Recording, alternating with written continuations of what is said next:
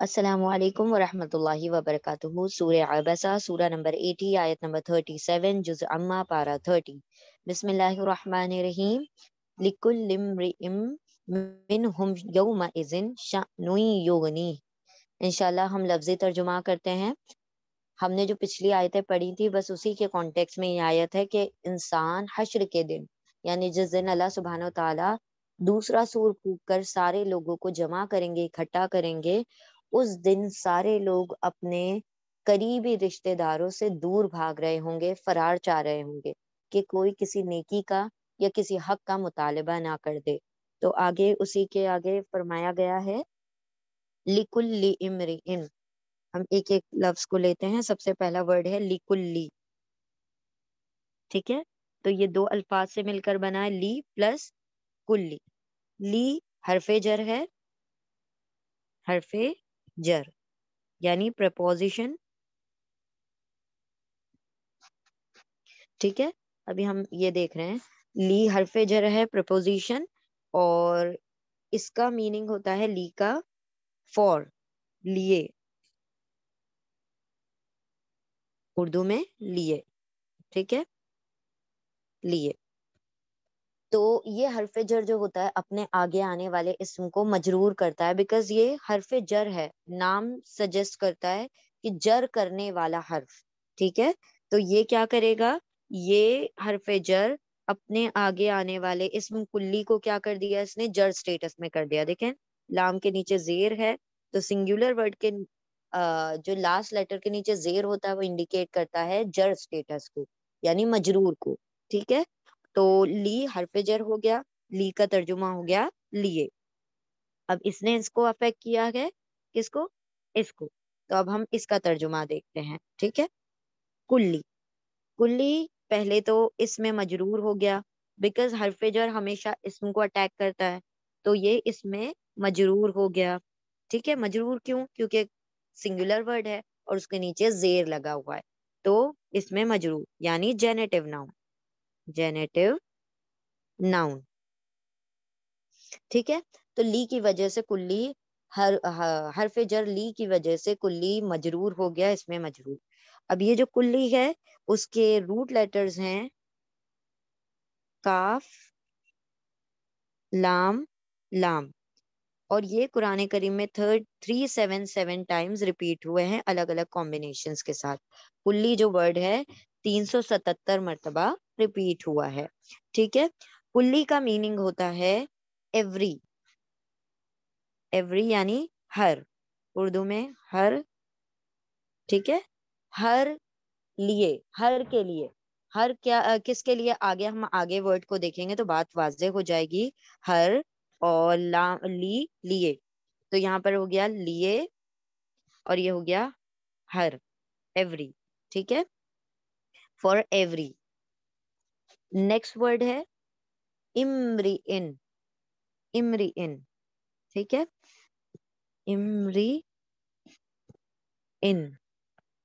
اب یہ جو ایک اور رول اس بات کو یاد رکھ لیں، یہ جو کلی ہے، کلی یہ ہمیشہ اپنے نیکسٹ ورڈ کو مجرور کرتا ہے، ٹھیک ہے؟ جس طرح سے حرف جر کرتا ہے اسی طرح سے کلی جو ہے، کلی ورڈ اٹ سیلف، وہ جو ورڈ ہے کلی، وہ اپنے آگے آنے والے اسم کو مجرور کرتا ہے۔ تو اس کی وجہ سے یہ بھی کیا ہو گیا، اسم ہو گیا اور اس میں مجرور ہو گیا، یعنی جینیٹو ناؤن ہو گیا، جینیٹو ناؤن۔ تو لی کی وجہ سے کلی جر میں آ گیا، اس میں مجرور بن گیا، اور کلی کی وجہ سے امری ان اس میں مجرور ہو گیا، یعنی کہ جینیٹو ناؤن بن گیا۔ پھر ناؤن کی یہ بھی بڑی پہچان ہوتی ہے کہ جتنے بھی ورڈ دو زبر، دو زیر، دو پیش، ٹھیک ہے، یہ تینوں جو حرکات ہوتی ہیں، یعنی تنوین، تنوین والا ہر ورڈ کیا ہوتا ہے، ناؤن ہوتا ہے۔ تنوین والا، تنوین کا مطلب ہے ڈبل حرکت، کوئی سی بھی ڈبل حرکت، زبر، زیر پیش، ضمہ، فتحہ، کسرہ، تنوین کی وجہ سے بھی وہ اسم کہلاتا ہے، اور کبھی کسی ورڈ کے شروع میں ال آ جاتا ہے تب بھی وہ اسم کہلاتا ہے۔ تو بیسیکلی یہاں پر امری ان کے حمزہ کے نیچے دو کسرہ ہیں، تو اس سے بھی پتہ چل گیا یہ اسم مجرور ہے۔ یعنی جینیٹو ناؤن ہے. تو دو طریقے سے کنفرمیشن ہو گیا کہ یہ اس میں مجرور ہے. پھر اس کے جو روٹ لیٹر ہیں میم را حمزہ، امری کے روٹ لیٹرز ہیں میم را حمزہ، اور یہ 38 ٹائمز الگ الگ کمبینیشنز کے ساتھ قرآن کریم میں ریپیٹ ہوا ہے. تو مر'a کا مطلب ہوتا ہے مرد، ٹھیک ہے، مین. تو یہاں پر ہم شخص کا ترجمہ کر لیں گے، مرد یا شخص، ٹھیک ہے. تو لِكُلِّ امرئن، لی لیے، کلی ہر، امرئن شخص، ہر شخص کے لیے، ٹھیک ہے. فار ایوری مین، ٹھیک ہے، فار ایوری مین یعنی ہر شخص کے لیے. تو کلی اور امری پہلے ترجمہ کریں گے، پھر اینڈ میں حرف جر کا ترجمہ کریں گے. تو لِكُلِّ امرئن، ہر شخص کے لیے، ہر مرد کے لیے یعنی ہر شخص کے لیے. منہم، اب یہ جو ورڈ ہے منہم یہ بھی دو لفظوں سے مل کر بنا ہے، من پلس ہم، دو الفاظ ہیں. منہم، من دوبارہ سے آ گیا حرف جر یعنی پرپوزیشن، ٹھیک ہے.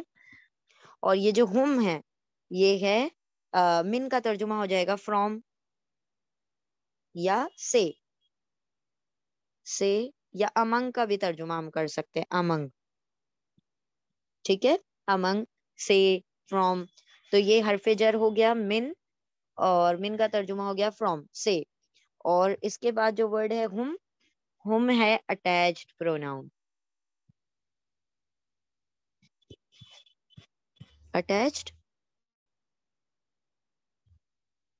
پروناؤن یعنی ضمیر متصل. ضمیر متصل، متصل اس لیے کہتے ہیں اس کو کیونکہ یہ کیا ہوا ہے، جڑ کر آیا ہے. تو ضمیر متصل ہو گیا اٹیچ پروناؤن. ہم جو ہے اٹیچ پروناؤن ہے، اور ہم کا ترجمہ ہوگا وہ سب، دے آل یا دیم، ان سب میں سے، ہر شخص کے لیے ان میں سے. تو ان کا ترجمہ کریں گے ان سب یا ان سے، من سے، ان سے یا ان میں سے، ٹھیک ہے، among them، ان میں سے. تو پورا ترجمہ کیا ہوگا، لیے، کلی ہر، امرئن شخص، من سے ہم ان میں سے، ہر شخص کے لیے ان میں سے. نیکسٹ ورڈ ہے ہمارا یوم اذن. یوم اذن، یوم اذن یہ کیا ہے، اب دیکھ لیں آپ لوگ، یہ یہاں پر دوبارہ سے کیا ہو گیا، یوم اذن میں جو غور کرنے والی چیز ہے وہ کیا ہے، زال کے نیچے دو کسرہ.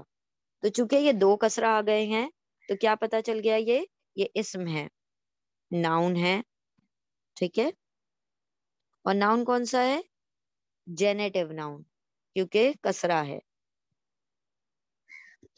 اور ایکچولی میں دیکھا جائے تو یہ جو ناؤن ہے کسرہ کے ساتھ، یہ جینیٹو تو ہے، لیکن چونکہ یہ وقت بتا رہا ہے تو یہ ہے ظرف زمان. کیا ہے یہ، ظرف زمان. ظرف زمان یعنی ٹائم ایڈورب. اور یاد رکھیں جتنے بھی ایڈوربز ہوتے ہیں، ظرف ہوتے ہیں، وہ سب کے سب کیا ہوتے ہیں، اسم ہی ہوتے ہیں، ناؤن ہی ہوتے ہیں. مطلب آن اٹس کور اصل ان کی کیا ہے، اسم ہے. اسم کی بھی بہت ساری برانچز ہوتی ہیں، بہت ساری شاخیں ہوتی ہیں. اسم صرف ہم ناؤن کو نہیں کہتے ہیں، اسم کے اندر بہت ساری اور بھی چیزیں آ جاتی ہیں، ٹھیک ہے. تو ظرف بھی اسم کے انڈر ہی آتا ہے. تو یہ ہو گیا ظرف زمان یعنی ٹائم ایڈورب. لیکن کون سے اسٹیٹس میں ہے، مجرور میں، جر اسٹیٹس میں. ظرف زمان مجرور یعنی جینیٹو ٹائم ایڈورب. تو یوم اذن کا ترجمہ ہوگا اس دن، اس دن، دیٹ ڈے. کون سے دن، وہ جو ریسریکشن کا یعنی کہ موت کے بعد اٹھنے کا، حشر کا دن ہے.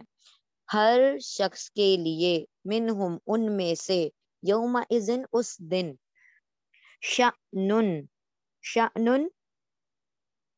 اب یہاں پر جو شأنن ہے اس کے روٹ پہلے تو یہ دو فتحہ پر آ رہا ہے، ٹھیک ہے، دو دمہ، سوری دو فتحہ نہیں دو دمہ. تو دو پیش بھی کیا ہوتی ہے، تنوین ہوتی ہے. تو اس سے پتا چلا یہ اسم ہے، ناؤن ہے. اور یہ اسم ضمہ کی اسم ہے تو یہ اس میں مرفوع ہو جائے گا. اس میں مرفوع یعنی نومینیٹو ناؤن. نومینیٹو ناؤن ٹھیک ہے, نومینیٹو ناؤن. اور یہ جو اسم ہو گیا, پھر اس کے روٹ لیٹرز ہیں. روٹ لیٹرز ہیں اس کے شین, حمزہ, نون, یہی سیم روٹ لیٹرز ہیں اس کے. نون, یہ جو روٹ لیٹر ہے قرآن کریم میں 4 مرتبہ الگ الگ کمبینیشنز کے ساتھ ریپیٹ ہوئے ہیں. اب شان کا مطلب ہوتا ہے حالت, ٹھیک ہے, کوئی سچویشن, کوئی حالت, اس کو کہا جاتا ہے شان. تو یہ کبھی یہ جو شان ورڈ ہے, شان ایکچولی میں یہاں پر حمزہ کے اوپر تھوڑا سا جھٹکا آئے گا, شان اس طریقے سے. تو یہ جو شان ورڈ ہے, ہم اردو میں شان ہی کہتے ہیں, تو یہاں پر اس کا میننگ ہے ایسی حالت, کوئی اسپیسیفک سچویشن, کوئی خاص صورت میں جو حالت ہوتی ہے اس کو کہا جاتا ہے شان. تو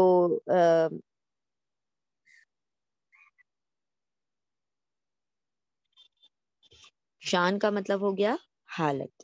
تو اب ہم پورا ترجمہ دیکھیں گے. لیے, کلی, ہر, امرئن شخص, ہر شخص کے لیے, منہم ان میں سے, یوم اذن اس دن, شأنن ایک حالت ہوگی, ٹھیک ہے, اس دن ایسی حالت ہوگی, یغنیہ, یغنیہ 2 ورڈ ہیں, یغنی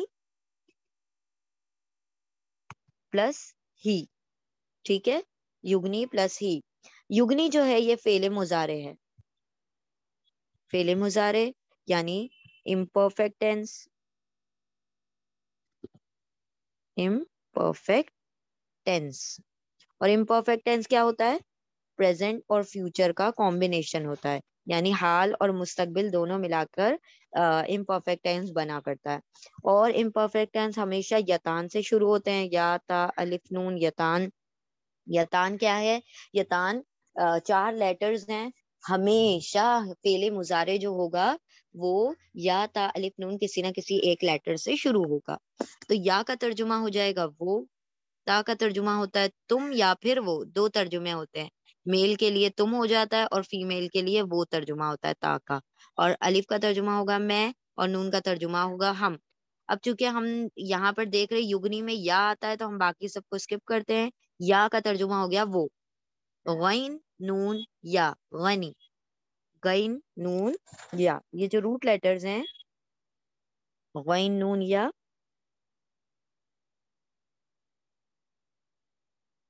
یہ قرآن کریم میں 73 ٹائمز ریپیٹ ہوئے ہیں الگ الگ کمبینیشنز کے ساتھ.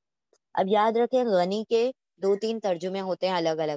غنی کا کبھی ترجمہ ہوتا ہے تونگری, مالداری, ٹھیک ہے, رچ ہونا, ویلدی ہونا, مالدار ہونا, اس کو بھی غنی کہا جاتا ہے. ایک غنی کا ترجمہ ہوتا ہے بے نیاز ہو جانا, ٹھیک ہے, جیسے اللہ رب العزت غنی ہے, بے نیاز ہے, یعنی کسی کا وہ محتاج نہیں ہے.